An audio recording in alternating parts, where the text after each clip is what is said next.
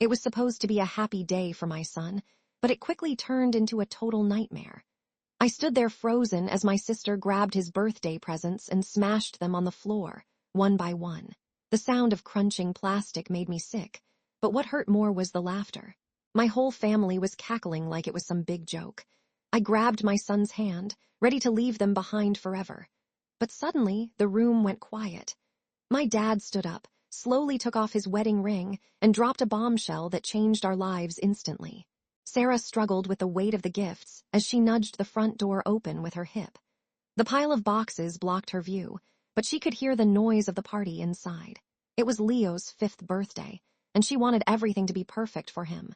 She balanced the stack carefully and stepped into the humid living room. Relatives were packed in tight, holding drinks and shouting over the music. She scanned the room for a spot to set everything down. Sarah found an empty corner on the long dining table and lowered the gifts with a sigh of relief. She turned around just in time to see Leo dart across the room. He had spotted his grandmother near the hallway and ran with his arms wide open. The little boy shouted a greeting, expecting a warm hug in return. Sarah watched with a hopeful smile, praying that today would be different from the usual cold gatherings. Linda did not even glance down, as the small boy tugged on the hem of her dress. She turned her back to him and continued her loud conversation with Emily by the kitchen counter. They laughed shrilly at something on Linda's phone, completely blocking out Leo's presence. Sarah felt a familiar knot form in her stomach as she watched the rejection happen. Leo stood there for a moment, confused, before his arms slowly dropped to his sides. From his spot in the worn leather armchair, Robert observed the scene unfolding before him. He held a tumbler of iced tea, his grip tight enough to turn his knuckles white. His eyes flicked from his wife to the dejected little boy standing alone near the kitchen. Unlike the others, he wasn't laughing or drinking. He just sat in stony silence, his jaw set hard as if he were holding back a flood of words. Leo ran back to his mother's side, while Emily sauntered over to the dining table. She eyed the stack of presents that Sarah had just brought in. Her fingers trailed over the wrapping paper of the biggest box at the bottom of the pile. A nasty smirk played on her lips as she lifted it to inspect the weight. Sarah stepped forward, sensing that her sister was up to no good. Emily locked eyes with Sarah and raised the heavy box high into the air. Before Sarah could shout a warning, Emily opened her hands and let go. The box plummeted straight down and hit the hardwood floor with a sickening thud. The sound of plastic snapping inside the box was audible even over the chatter. The room went silent for a split second before the chatter resumed, louder than before. Sarah gasped and ran toward the table, desperate to save the remaining gifts. That box contained the expensive robot Leo had begged for all year. She could hear the loose pieces rattling inside the crushed packaging. She reached out to grab Emily's arm, but her sister was too quick. Emily shoved Sarah back with surprising force and laughed right in her face. The cruelty in her eyes was unmistakable. Before Sarah could regain her balance, Emily snatched the next gift from the stack. She wound up like a baseball pitcher and hurled the box across the room. It smashed violently against the beige plaster wall, leaving a dent before falling to the floor. Leo let out a sharp cry and hid behind Sarah's legs. The destruction was escalating fast, and nobody made a move to intervene. Instead of horror, the sound of laughter erupted from the guests. Linda clapped her hands together and pointed at the mess of cardboard and broken plastic. Cousins and aunts joined in, treating the vandalism like top-tier entertainment. They looked at Sarah's shocked face and laughed even harder. It felt like a nightmare where the entire world had turned upside down. Sarah felt tears stinging her eyes, but she refused to let them fall. Sarah had seen enough and scooped Leo up into her arms. She grabbed her purse and turned her back on the cackling group. There was no point in staying another second in this toxic house. She marched toward the front door, shielding Leo's ears from the mocking sounds. Her only goal was to get her son to the safety of the car. She reached for the doorknob, ready to cut ties forever.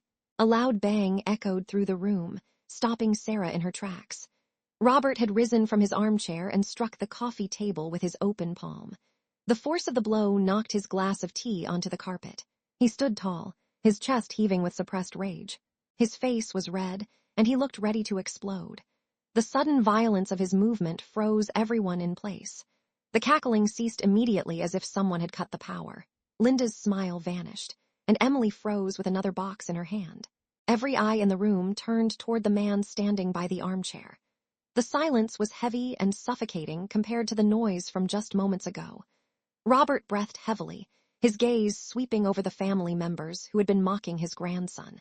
Sarah hesitated at the door, her hand still gripping the cold metal knob. She looked back over her shoulder, confused by her father's sudden outburst. He had always been passive, letting Linda run the show for decades. Seeing him this angry was terrifying and confusing all at once. She held Leo tighter, unsure if she should run or stay to see what happened next. Robert ignored the guests and locked his eyes on his wife. The room was dead silent as he lifted his left hand. I watched in shock as my dad silenced the room, removed his wedding band, and looked at my mother with eyes full of years of hidden resentment. He twisted the gold ring slowly, making sure she saw exactly what he was doing. It was a deliberate, calculated motion that sent a chill down my spine. With a final tug, the ring slid over his knuckle and came free. He held it up for a second, catching the light from the chandelier. Then, with a flick of his wrist, he tossed the symbol of their marriage away.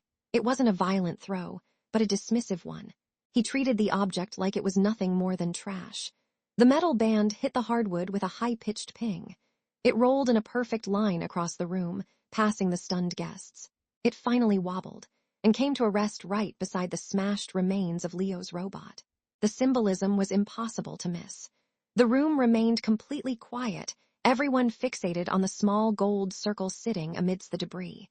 Linda looked from her husband to the ring and back again. Her face lost all its color, and her mouth hung open in shock. She tried to speak, but no sound came out of her throat. For the first time in her life, she looked genuinely afraid. The power dynamic in the room had shifted in an instant. She took a shaky step backward, bumping into the counter. Robert didn't wait for her to recover from the shock. He strode across the room, walking right past Linda without even glancing at her. The crowd parted to let him through as he made his way to the entrance. He stopped right next to Sarah and placed himself between her and the rest of the family. He looked down at Leo with a softness that hadn't been there before. He reached out and squeezed Sarah's shoulder, offering a silent reassurance. Then he turned his head to face the room one last time. His glare was lethal, challenging anyone to say a word or make a move. The guests looked down at their feet, unable to meet his eyes. He stood like a shield, finally taking the stance he should have taken years ago. Linda finally found her voice, though it sounded shrill and desperate.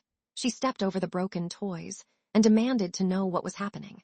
She asked him if he had lost his mind, creating a scene in front of the family. Her hands were shaking as she pointed at the ring on the floor. She tried to regain control, but her voice cracked with panic. Robert cut her off with a sharp gesture. He pointed a trembling finger directly at her face. His voice was low and dangerous as he issued a warning. He told her explicitly to never come near the boy again. It wasn't a request, it was a command. The finality in his tone made it clear there would be no negotiation. The guests leaned in, confused by the severity of his reaction. Robert took a deep breath and addressed the room at large. He stated clearly that they had no right to treat the boy this way. Then he dropped the first part of the truth. He told them that Leo was not Linda's grandson, and he owed her absolutely nothing. Linda gasped, realizing he was about to air their secrets. He didn't stop there, deciding to expose the entire lie right then and there. Dad finished his sentence with grandson, revealing that I am his daughter from a previous marriage, meaning my cruel mother is actually my stepmother who never loved me. The room erupted in whispers as the pieces finally fell into place. Linda's cruelty suddenly made sense to everyone watching. She wasn't a bad grandmother. She was a resentful stranger who had been pretending for years. Robert didn't give them time to process the revelation. He gently guided Sarah and Leo through the doorway and onto the porch. He didn't look back at the chaos he had left behind. With a firm swing, he slammed the heavy front door shut. The noise echoed like a gunshot, sealing the past inside that house. They were finally on the outside, away from the toxicity. The evening air felt cool and clean against Sarah's flushed skin. Robert walked them to her car, his posture straighter than it had been in years. They got in, and he sat in the passenger seat beside her. Sarah started the engine and pulled away from the curb without looking back. As they drove down the street, she knew they were never going back. They were free.